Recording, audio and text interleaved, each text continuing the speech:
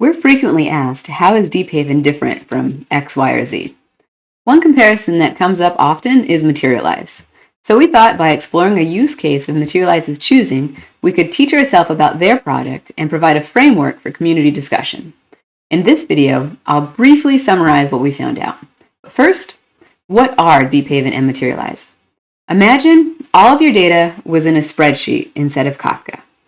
The source data would be in massive raw data worksheets and tabs, where rows are continuously modified and added.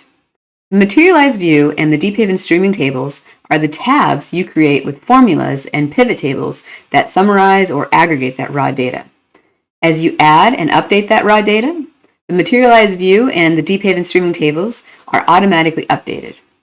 But the background of how the elements are updated is very different, and means of that overall performance will vary by use case.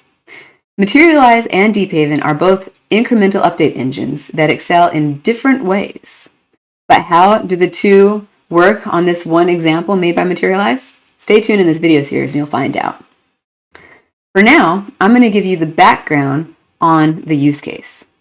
Now, Materialize published this as an example. It is a simulated e-commerce. And if you want to know more information about this, I highly recommend that you check out our series of blog posts.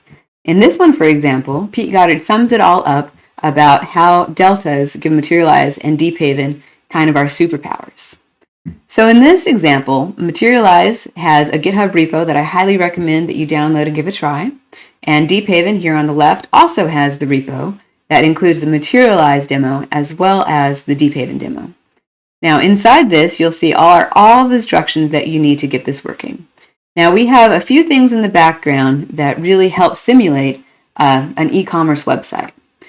Both of them have a load gen script, and whether it's Deephaven or Materialize, this load gen will seed MySQL with items, users, and purchase table.